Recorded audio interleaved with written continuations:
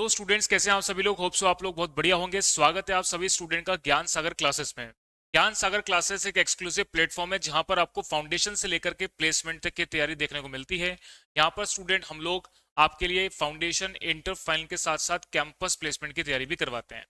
तो चलिए स्टूडेंट, हमारी इस एबीसी एनालिसिस की सीरीज में जो आपका अभी दिसंबर 2025 में एग्जाम होने वाला है, उसमें मैं पेपर नंबर 14 सीएमए फाइनल वाले स्टूडेंट्स के लिए स्ट्रेटेजिक फाइनेंशियल मैनेजमेंट का एक एबीसी एनालिसिस आप लोगों के सामने में रखने वाला हूं।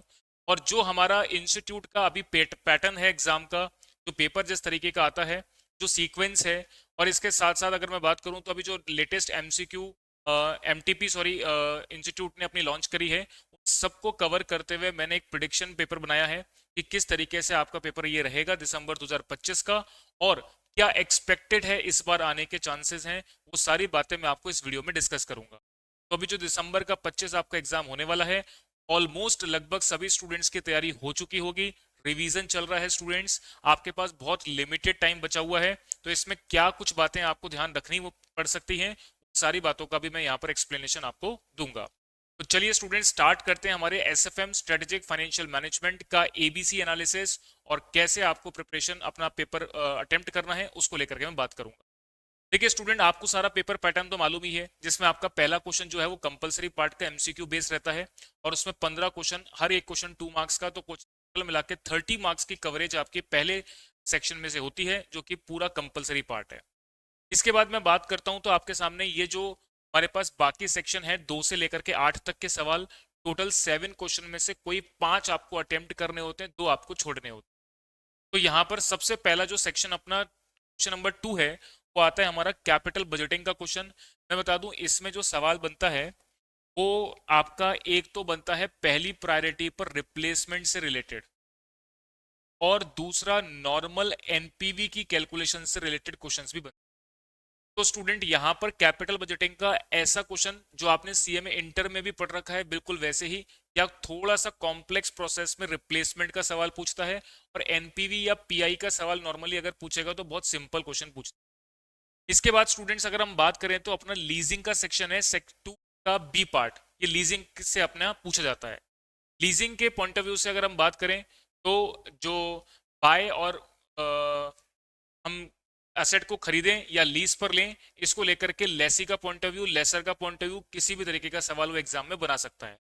जो अभी इंस्टीट्यूट का पैटर्न देख रहा हूं मैं और मॉक टेस्ट पेपर देख रहा हूं, उसमें जो लीज रेंटल का पेमेंट आपको इन दी फॉर्म ऑफ रेशियो से आपको करना होता है, मतलब अलग अलग रेशियो में डिवाइड करके लीज रेंट की कैलकुलेशन निकलवाता है। इस तरीके के सवाल वो एमटीपी में भी दे रहा है और पिछले एग्जाम में भी दे रखा है। लेकिन आपको लीजिंग का सेक्शन पूरा ही कवर करना है, लेसी का पॉइंट ऑफ व्यू, लेसर का पॉइंट ऑफ व्यू, सारी बातें थी वो सारा कुछ कवर करना है। लीजिंग ऑलमोस्ट पूरा ही कवर करना है, इसमें कुछ एज सच इंपॉर्टेंट नहीं बोला जा सकता। इसके बाद स्टूडेंट बात करें, तीसरा पार्ट जो है वो आपका advance capital budgeting risk analysis का है।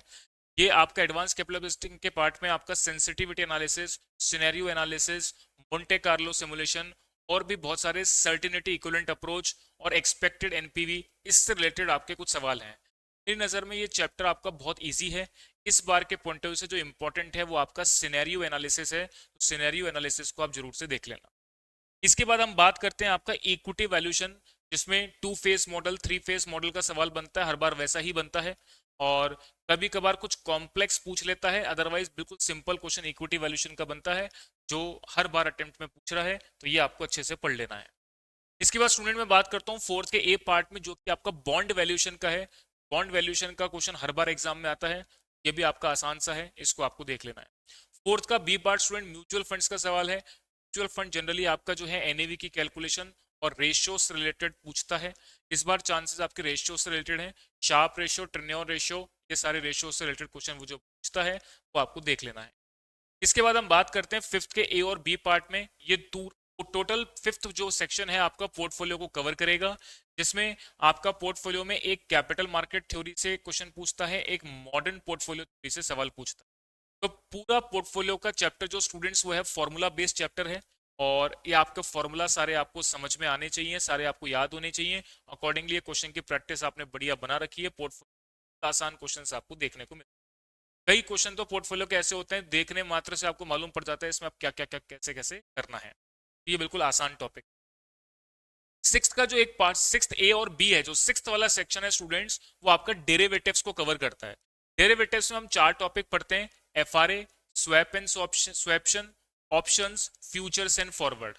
तो यहाँ पर स्टूडेंट एफआरए का सेक्शन तो नहीं पूछा जाता, बट हर बार जो एग्जाम में आ रहा है वो futures and forward and option से सवाल आ रहे हैं। मेरे को इस बार एक्सपेक्टेशन है कि स्वैप एंड स्वैप्शन से सवाल बनेगा, कि 2022 सिलेबस में अब तक एक बार भी स्वैप एंड स्वैप्शन का सवाल नहीं बना है, जबकि 2016 सिलेबस के अंदर जनरली एक अटेम्प्ट छोड़ के एक अटेम्प्ट पे देखा गया था। क्योंकि 2022 सिलेबस का अब एंड आ चुका है, तो कहीं ना कहीं वो एक वैसा चैप्टर जिसमें से पूछना चाहिए था उससे नहीं पूछा गया है, तो स्वैप एंड स्वैप सवाल आ सकता है। इंस्टीट्यूट का फेवरेट टॉपिक ऑप्शंस जरूर से पूछता। ऑप्शंस में जो मैंने आपको ऑप्शन प्राइसिंग मॉडल्स बताए थे, जैसे बाइनोमियल मेथड हो गया, ऑप्शन डेल्टा मेथड हो गया, रिस्क न्यूट्रल मेथड हो गया, बाइनोमियल मेथड हो गया, black Scholtz model. Black Scholtz model generally नहीं पूछता है, लेकिन ऑप्शन प्राइसिंग के बाकी मॉडल्स आपको जरूर देखने हैं। पुट कॉल पैरिटी थ्योरी हो गई। तो ये सारे ऑप्शंस के सवाल जो है जनरली आपको एग्जाम में देखने को मिलते हैं, और रीसेंट एग्जाम में अगर आप देखेंगे तो इसी तरीके से ऑप्शन प्राइसिंग मॉडल के क्वेश्चंस ही आ रहे हैं। फ्यूचर्स एंड फॉरवर्ड में से अगर बोलता है तो थ्योरेटिकल फ्यूचर प्राइस कैलकुलेशन हो गई, क्रॉस हेजिंग हो गई। पिछली बार एक्सपेक्टेड था क्रॉस हेजिंग आना, नहीं आया, हो सकता है इस बार क्रॉस हेजिंग आ जाए, तो ये है। अगर स्वैप एंड स्वैप्शन नहीं आया तो ये चांसेस भी बन सकते हैं फ्यूचर्स में क्रॉस हेजिंग के। तो लेकिन मेरी एक्सपेक्टेशन ये है कि स्वैप एंड स्वैप्शन का सवाल आएगा, तो इसको आप जरूर से देख के जाएं। फॉरवर्ड रेट एग्रीमेंट जो है, एफआरए जो आप पढ़ते थे, उसमें से सवाल जनरली नहीं आता है, और अगर आता है तो 2 नंबर के एमसीक्यू क्वेश्चन पूछ सकता है, अदरवाइज बड़ा सवाल उसमें से नहीं बनता। तो स्टूडेंट्स ये था हमारा 6 सेक्शन डेरिवेटिव के पार्ट की कवरेज। उसके बाद अपन बात करते हैं forex, foreign exchange and risk management. तो ये चैप्टर का नाम है, उसमें एक सवाल आपका रिस्क मैनेजमेंट से बनता है, एक सवाल आपका फॉरेन एक्सचेंज से बनता है। तो अगर जो हमारा रिस्क मैनेजमेंट से रिलेटेड क्वेश्चन बनेगा स्टूडेंट, उसमें एक मैं आपको बात करूं तो मनी मार्केट हेजिंग जो, फॉरवर्ड हेजिंग जो, और एक करेंसी ऑप्शन हेजिंग जो होती है, वो उससे रिलेटेड क्वेश्चन देखने को मिलता है। तो ये इंस्टीट्यूट का एक फेवरेट टॉपिक है, और जनरली इसी से आपको क्वेश्चन देखने को मिलता है, तो एक्सपेक्टेशन आपको ये है कि ये तो आपको क्लियर करना ही है। इसके अलावा अगर मैं दूसरे फॉरेक्स क्वेश्चन की बात करूं, तो यहाँ पर अपन बात करें तो बेसिक का फॉरेक्स का कोई भी क्वेश्चन बन सकता है, जिसमें आपको बोलेगा साहब कोई भी कन्वर्जन करना है, आज कन्वर्ट करना है, कल कन्वर्ट करना है। कैंसिलेशन एक्सटेंशन के क्वेश्चन जनरली इंस्टीट्यूट नहीं पूछता है, तो आप वैसे मैं आपको कह नहीं सकता, पर कैंसिलेशन एक्सटेंशन क्वेश्चन आते नहीं है। जनरली जो सवाल इंस्टीट्यूट देख रहे हैं को मिल रहा है, वो यही आपको देखने को मिल रहा है। बेसिक्स क्वेश्चन कैसा भी बना करके पूछ सकता है। देखिए फॉरेन एक्सचेंज के जो बेसिक सवाल कुछ छोटा मोटा आता है, उसके अंदर आप कई बार देखते हैं कि साहब ये फलाना टॉपिक से नहीं है, या फलाना रिवीजन जो हमने कंटेंट पढ़ा था उसमें से नहीं है। जनरल सवाल फॉरेक्स का देता है। जनरल सवाल फॉरेक्स का मतलब ये हो गया कि आप उसको पढ़ो, क्या क्या बातें वो देख दे रखी हैं, क्या पूछ रहा है, कुल मिलाकर के कन्वर्जन करके आपको एक बहुत सिंप्लीफाई तरीके से अपने क्वेश्चन बताना पड़ेगा। तो ये है कि फॉरेक्स का क्वेश्चन जो है, एक आपका टेक्निकल बेस्ड होगा, एक बिल्कुल बेसिक सवाल होगा, ये जरूर देखा। इसके बाद आपका एट्थ वाला जो सेक्शन है वो आपका थ्योरी से रिलेट करता है। थ्योरी हमारे मोटे तौर पे दो ही चैप्टर हैं, एक है सिक्योरिटाइजेशन और एक है डिजिटल फाइनेंस। डिजिटल फाइनेंस और सिक्योरिटाइजेशन, ये दो टॉपिक जो हैं ये बड़े इंपॉर्टेंट हैं, और इसमें ज़्यादा थ्योरी नहीं है। मतलब डिजिटल फाइनेंस में 6-7 पेज हैं, और सिक्योरिटाइजेशन में आपने 2-3 पेज की, 4 पेज की इसकी थ्योरी है। तो अल्टीमेटली आप जो है अगर इसको थ्योरी को अच्छी तरह से पढ़ लें तो पूरा एक सेक्शन आपका थ्योरी को कवर कर। ये तो बात स्टूडेंट्स आपकी हो गई कि आपके जो पेपर है वो पेपर किस तरीके का आता है, उसमें क्या क्या आपका सीक्वेंस मिलेगा, वो मैंने बताया। अब थोड़ी सी बात करते हैं कि स्मार्ट अप्रोच आपको पेपर को अटेम्प्ट करने की क्या रहनी चाहिए। देखिए स्टूडेंट, सबसे पहले आपको जो 15 मिनट का समय मिलता है आपके पेपर से पहले, उस पेपर से पहले के 15 मिनट हमको क्या करना है, उसमें पहले ये आइडेंटिफाई करना है कि कौन से हमको 5 क्वेश्चन करने हैं, कौन से 2 छोड़ने हैं। तो 5 क्वेश्चन अटेम्प्ट करने के लिए आपको पहले क्वेश्चन पेपर को 10 मिनट तो शुरुआत में बड़ी आराम से पढ़ लेना है, जो 15 मिनट पढ़ने के मिलते हैं, ताकि ये आइडिया हो जाए कि साहब ये क्वेश्चन देख करके मालूम पड़ जाता है साहब ये हमसे बन पाएगा कि नहीं बन पाएगा। अब मेरी समझ के हिसाब से जो मैं समझ पाता हूँ सही, वो स्टूडेंट की अप्रोच भी लगभग वैसी ही रहती है जो मैं आपको बताना चाह रहा हूँ, क्या कि कौन सा अपने को अटेम्प्ट करना चाहिए। देखिए कैपिटल बजटिंग और लीजिंग का क्वेश्चन आपको जनरली बड़ा देखने को मिलेगा। कैपिटल बजटिंग 1 पेज का, लीजिंग 1 पेज का, तो बड़ा बड़ा क्वेश्चन देखने को मिलेगा। एग्जैक्ट आंसर मैच हो ये कोई गारंटी नहीं है, तो इसीलिए इसको मैं बाद की प्रायोरिटी रखूंगा। पहली प्रायोरिटी पर मैं रखता हूं यहाँ पर एडवांस कैपिटल बजटिंग और इक्विटी वैल्यूएशन का क्वेश्चन।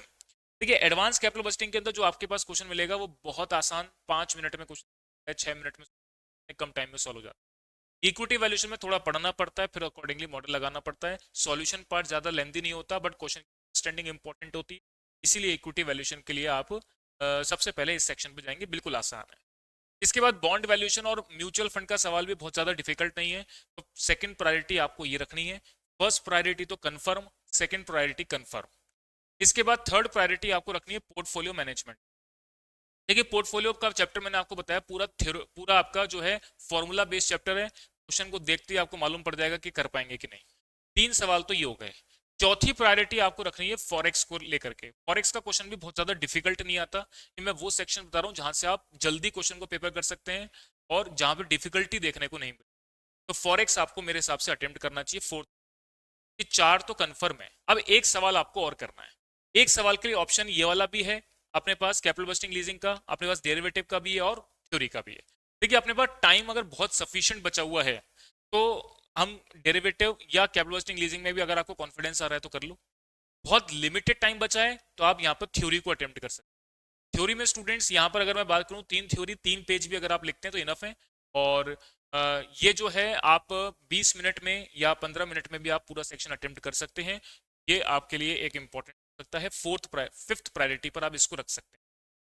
मैं अगर बोलता हूं प्रैक्टिकल अटेम्प्ट करना है तो इन दोनों प्रैक्टिकल में से यानी कैपिटल बस्टिंग लीजिंग में से और डेरिवेटिव में से आपको डेरिवेटिव चूज करना चाहिए।